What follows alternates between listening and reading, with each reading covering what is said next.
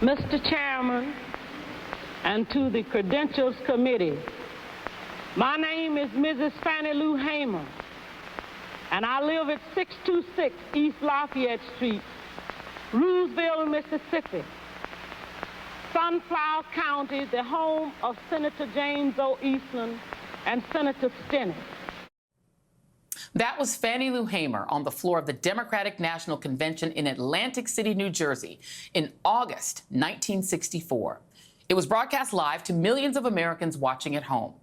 Hamer was a 47-year-old Mississippi sharecropper, the granddaughter of slaves, a voting rights activist, and a member of the Mississippi Freedom Democratic Party, an integrated rival delegation from the state whose segregated Democratic Party, which ruled the state with an iron fist, had, since the end of Reconstruction, refused black citizens access to the ballot.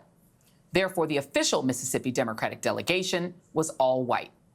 The Mississippi Freedom Democrats, 64 strong, had traveled to Atlantic City by bus, much like the 1,000-plus Freedom Riders who had descended on Mississippi that summer to try to register black citizens to vote, including Michael Schwerner and Andrew Goodman, who were murdered by Klan members for their activism, along with a Mississippi activist, James Chaney, that June. All were in their early 20s. 2 months later, Hamer's truth-telling about the American South shook the party and the nation to their core, so much so that President Lyndon Johnson called a hasty press conference to try to get that black woman off TV. But his effort failed, as her entire testimony would air that night on the evening news. It was the 31st of August in 1962 that 18 of us traveled 26 miles to the county courthouse in Indianola to try to register to become first-class citizens. We was met in Indianola by policemen, highway patrolmen, and they only allowed 2 of us in to take the literacy test at the time. After we had taken this test and started back to Roosevelt, we was held up by the city police and the state highway patrolmen and carried back to Indianola, where the bus driver was charged that day with driving a bus the wrong color. The bid to seat the integrated delegation failed, but the Democratic Party, under pressure, pledged to end discrimination at future conventions. 8 years later, in 1972, another black woman made a dramatic appearance at a Democratic convention.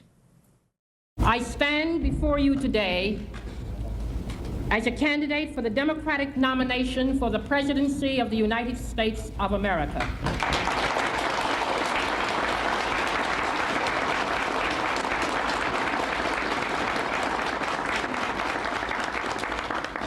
I am not the candidate of Black America, although I am black and proud. I am not the candidate of the women's movement of this country, although I am a woman, and I'm equally proud of that.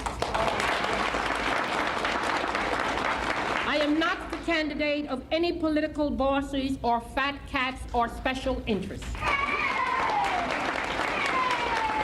I stand here now without endorsements from many big-name politicians or celebrities or any other kind of prop.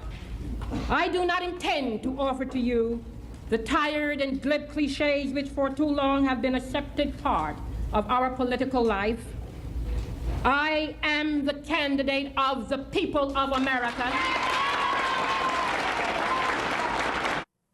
Her name was Shirley Chisholm, a Columbia University-educated social worker from Brownsville, Brooklyn, who in 1968 had become the first black woman elected to Congress. Now she was running for president, becoming the first woman of any race to seek the Democratic Party nomination. Her slogan, unbought and unbossed. Chisholm, the daughter of Guyanese and Barbadian immigrants, came to the Democratic Convention in Miami Beach, Florida, without the endorsement of national black leaders.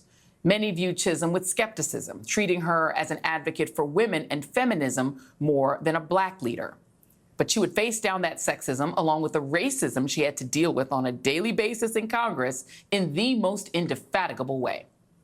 Fast forward to 2020, and another Black woman raised her hand to seek the Democratic nomination, citing Shirley Chisholm as her inspiration, tweeting that she stands on the shoulders of the great Shirley Chisholm, unbought and unbossed, and never afraid to speak the truth. Kamala Harris didn't quite get there in 2020, but she came as close as you can get, accepting Joe Biden's invitation to be his running mate, following fierce advocacy by prominent Black women. She would become America's first woman, first Black woman, and first Asian American vice president. And next week, Kamala Harris will make herstory and American history again when she accepts the Democratic nomination for President of the United States. And if she wins in November, she will follow Barack Obama as our second Black president and claim the mantle of the first woman to lead the United States in the highest office in the land. Up next, two Black women trailblazers who continue the fight that Fannie Lou Hamer waged 60 years ago join me, including Congresswoman Barbara Lee, who calls Shirley Chisholm her mentor and her friend.